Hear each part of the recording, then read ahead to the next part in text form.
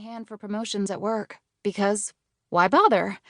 I wanted a flexible, easy work schedule so that I could go with Adam when he traveled for business. When I got laid off from my job, I amped up my homemaking skills. I learned how to cook lavish meals. I packed his lunch. I was the perfect CEO's girlfriend, preparing to be the perfect CEO's wife. Dating Adam gave me purpose. I had gone from confident career woman with a perfect life plan, a designer loft, and a boyfriend, to jobless, homeless, and boyfriendless. Everything I had built my identity on, status, career, six-figure salary, relationship, all disappeared. I wasn't just mourning the end of my relationship.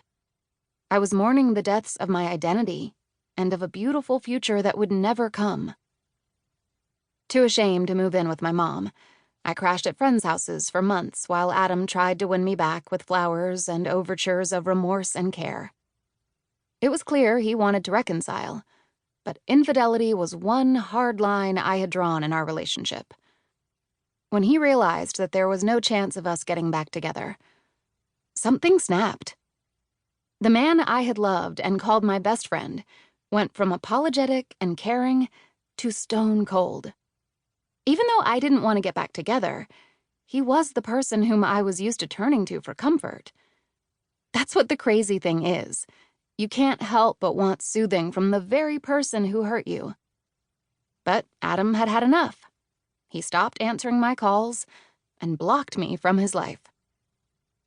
While intellectually I knew we were finished, I still yearned for him. I hated him, but wanted him. What a mindfuck.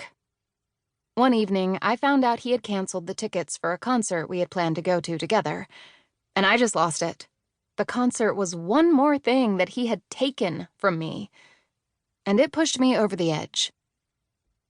Blinded by sadness and defeat, I started to become anxious that I would never feel any different. This soon escalated into a panic attack. I tried to calm myself by taking a bath, and as the gasps for breath started to settle, my anguish turned into something else. Apathy. Now the thoughts looping through my brain became something much darker. Maybe the only way to end the pain was to end my life. I went straight into the logistics of how I'd pull it off. Would it be possible to commit suicide in such a way where I wouldn't traumatize someone who found my body?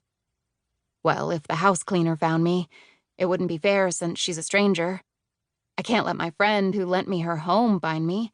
She was so gracious to let me stay.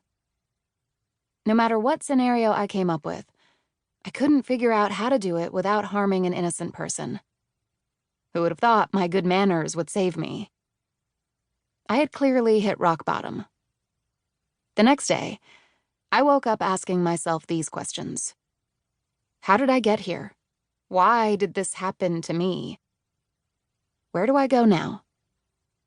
I was at a decision point. I could keep spiraling down, or I could fight to get myself back up. My grief transmuted into anger. I would later learn that, in the stages of grieving, moving from sadness to anger was a positive sign. It was energy moving. I decided I was done suffering. I made an action plan to get myself back on my feet, and for a while, it worked. But then some reminder of Adam would send me back spiraling, and I'd be on the floor crying again. As time went on, the crying may have become less frequent, but acting bitter and resentful became my norm. I was walking around with an invisible sandwich board that read, "This heart is closed for business." Friends who visited me found themselves held hostage by my one-woman self-pity show, starring me. Determined to enter the next stage of my life, I desperately searched for a safe place where I could receive the healing I so needed. I tried everything. Therapy, acupuncture, Reiki, meditation, chakra cleansing, psychic readings, you name it. In between the super woo-woo healers advising me to repeat positive mantras and the therapists reminding me how messed up my childhood was, I had no idea if anything was working. I went to Mexico on a yoga retreat, and while it was fun to get my ohm on, the moment I got